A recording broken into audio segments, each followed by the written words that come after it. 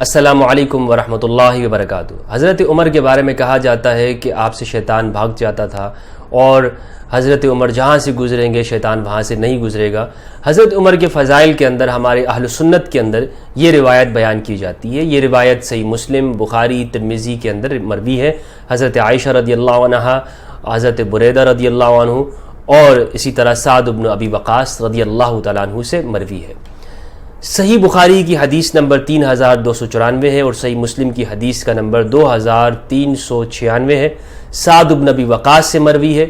میں پہلے متن آپ کے سامنے رکھوں گا، پھر ہم اس کے اوپر گفتگو کریں گے کہ ایسی کیا وجوہات ہے، اس پر ہم غور و فکر کریں گے کہ آیا حدیث کا یہ معنی کہ جو حضرت عمر کی فضیلت کے اندر بیان کیا جا رہا ہے، کہیں اس سے ہم رسول اللہ صلی اللہ علیہ وآلہ وسلم کی توہین اور آپ کا مرتبہ کم تو نہیں کر رہے ہیں۔ تو ہمیں اہل سنت کا ہمارے ہاں نظریہ ہے، ہمارے اہل سنت کا منہج ہے، ہمارے اساتذہ نے بتایا کہ جو روایت بھی رسول اللہ صلی اللہ علیہ وآلہ وسلم کی شان اور مرتبے کو کم کرتی گھٹاتی ہو، وہ روایت ہمارے نزدیک موضوع ہوگی۔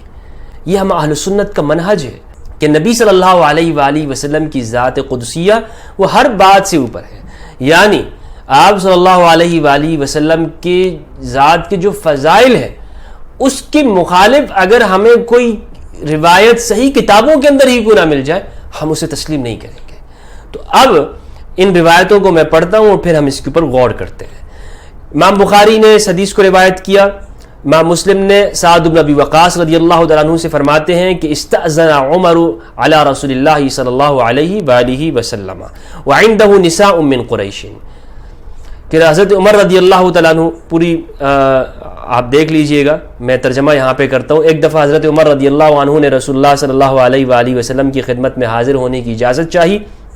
اس وقت چند قریشی عورتیں آپ کے پاس بیٹھی آپ سے گفتگو کر رہی تھی اور آپ سے خرچ میں بڑھانے کا سوال کر رہی تھی۔ آپ کی ازواج مطہرات تھیں، خوب آواز بلند کر کے، یعنی اونچی اونچی آواز سے، لیکن جو ہی عمر نے اجازت چاہی رضی اللہ عنہ، وہ خواتین جلدی سے پردے کے پیچھے چلی گئی۔ پھر رسول اللہ صلی اللہ علیہ وآلہ وسلم نے انہیں اجازت دی۔ آپ صلی اللہ علیہ وآلہ وسلم مسکرا رہے تھے۔ عمر رضی اللہ عنہ نے کہا، اللہ تعالی ہمیشہ آپ کو ہنساتا رکھے یا رسول اللہ۔ آپ نے فرمایا کہ مجھے ان عورتوں پر تعجب ہوا، یعنی رسول اللہ نے فرمایا صلی اللہ علیہ وآلہ وسلم، ان عورتوں پر تعجب ہوا، ابھی ابھی میرے پاس تھیں، لیکن جب تمہاری آواز سنی تو پردے کے پیچھے جلدی سے بھاگ گئی۔ عمر رضی اللہ عنہ نے عرض کیا، لیکن یا رسول اللہ آپ زیادہ اس کے مستحق تھے کہ آپ سے یہ ڈرتی۔ پھر انہوں نے کہا، اپنی جانوں کے دشمنوں، مجھ سے تم ڈرتی ہو اور نبی کریم صلی اللہ علیہ وآلہ وسلم سے نہیں ڈرتی؟ تو انہوں نے کہا، ازواج مطہرات بولیں کہ واقعہ یہی ہے، ایسا ہی ہے، کیونکہ آپ رسول اللہ صلی اللہ علیہ وآلہ وسلم کے برخلاف مزاج میں بہت سخت ہیں۔ رسول اللہ صلی اللہ علیہ وآلہ وسلم نے فرمایا، اس ذات کی قسم جس کے ہاتھ میں میری جان ہے، اگر شیطان بھی کہیں راستے میں تم سے مل جائے تو جھٹ وہ راستہ چھوڑ کر دوسرا راستہ اختیار کر لیتا ہے۔ والذی نفسی بیدہ ما لقیک الشیطان قط سالکا فجا الا سلک فجا غیر فجک۔ ٹھیک ہے، اب بخاری کی روایت تو ہمارے سامنے آ گئی۔ اس میں یہ معلوم ہوتا ہے کہ حضرت عمر کے بارے میں فرمایا کہ آپ جس رستے پہ گزریں گے شیطان راستہ بدل دے گا، ٹھیک ہے نا۔ لیکن ایک اور روایت میں جو اس کی مزید وضاحت کرتی ہے اس کو ہم تھوڑا سا سمجھتے ہیں۔ ترمذی کی حدیث نمبر ہے 3691۔ حضرت عائشہ فرماتی ہیں، ام المؤمنین رضی اللہ تعالیٰ عنہا، کان رسول اللہ صلی اللہ علیہ وآلہ وسلم جالسا فسمعنا لغتا وصوت صبیان۔ ترجمہ میں کرتا ہوں، رسول اللہ صلی اللہ علیہ وآلہ وسلم بیٹھے تھے کہ اتنے میں ہم نے ایک شور سنا اور بچوں کی آواز سنی۔ چنانچہ رسول اللہ صلی اللہ علیہ وآلہ وسلم کھڑے ہو گئے تو دیکھا کہ ایک حبشی عورت ناچ رہی ہے اور بچے اسے گھیرے ہوئے ہیں۔ رسول اللہ صلی اللہ علیہ وآلہ وسلم نے فرمایا، عائشہ آؤ تم بھی دیکھ لو، ناچ گانا ہو رہا ہے، آپ فرما رہے ہیں کہ آؤ تم بھی دیکھ لو، نوٹ کیجئے گا۔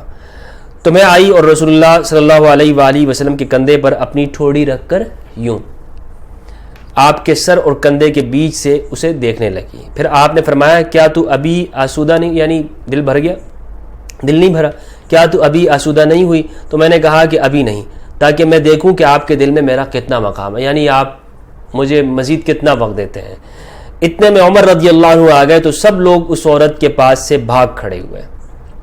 یہ دیکھ کر رسول اللہ صلی اللہ علیہ وآلہ وسلم نے فرمایا میں جنوں اور انسانوں کے شیطانوں کو دیکھ رہا ہوں کہ وہ عمر کو دیکھ کر بھاگ گئے, پھر میں بھی لوٹ آئی. پوری حدیث میں نے آپ کے سامنے پڑھ دی. شاید آپ کے سامنے یہ پوری حدیث آج تک کسی نے نہ رکھی ہو. اس حدیث میں غور کیجئے گا. ناچ گانا ہو رہا تھا, آپ صلی اللہ علیہ وآلہ وسلم خود بھی دیکھنے گئے. حضرت عائشہ سے کہا کہ تم بھی آؤ, اور پھر وہاں دیر تک ٹھہرے رہے, اور آپ کو دیکھ کر وہ ناچ گانا, وہ شیطانی کام, معاذ اللہ, اللہ اللہ, سب کچھ ہوتا رہا. کوئی آپ شیطان کوئی وہاں سے نہیں بھاگا. لیکن جیسے ہی حضرت عمر آئے وہ سب لوگ وہاں سے چلے گئے. اس میں حضرت عمر کی فضیلت ہے. ٹھیک ہے, غور کیجئے. امام ترمذی کہتے ہیں حدیث کا نمبر ہے 3690. پچھلی جو حدیث تھی اس کا نمبر تھا 3691, یہ ہے 90, 3690. حضرت بریدہ سے فرماتے ہیں کہ رسول اللہ صلی اللہ علیہ وآلہ وسلم کسی غزوے میں نکلے, پھر جب واپس آئے تو ایک سیاہ رنگ کی حبشی لونڈی نے آ کر کہا اللہ کے رسول, میں نے نظر مانی تھی کہ اگر اللہ نے آپ کو بخیر و عافیت لوٹایا تو میں آپ کے سامنے دف بجاؤں گی اور گانا گاؤں گی.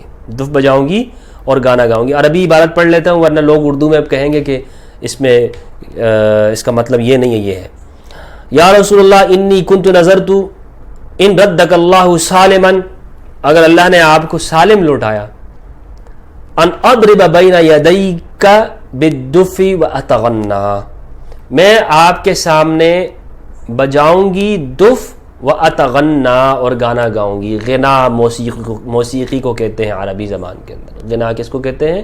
موسیقی کو کہتے ہیں. فقال لها رسول اللہ صلی اللہ علیہ وآلہ وسلم ان کنت نظرتی فاضربی والا فلا, اگر تمہاری منت تھی تو پورا کر لو, وگرنہ تو چھوڑ دو. تو چونکہ اس نے منت مانی ہوئی تھی.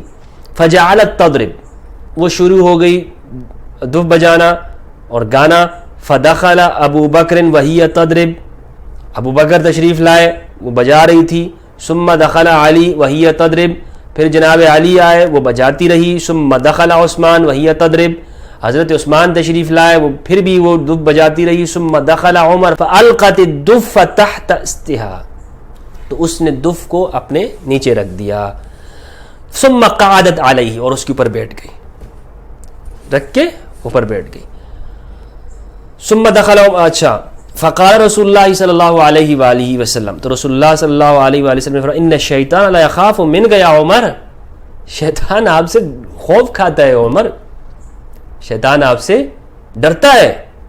انی کنت جالسا وہی تضرب, میں بیٹھا ہوا تھا اور یہ بجاتی رہی.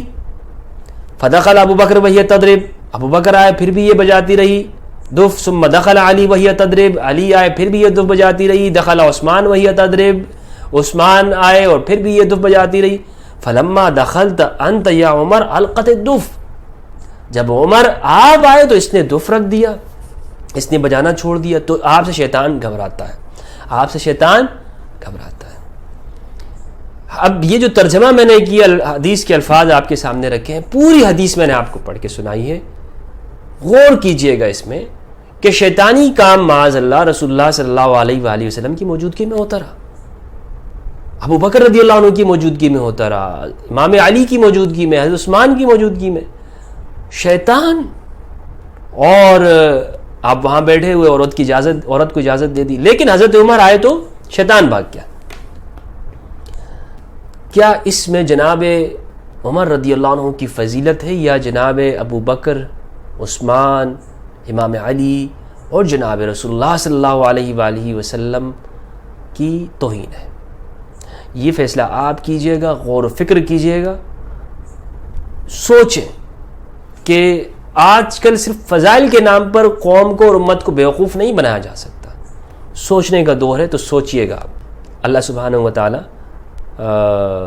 فہم کی توفیق عطا فرمائے ہم سب کو, اور ہماری حالت پہ رحم فرمائے. والسلام علیکم ورحمۃ اللہ وبرکاتہ.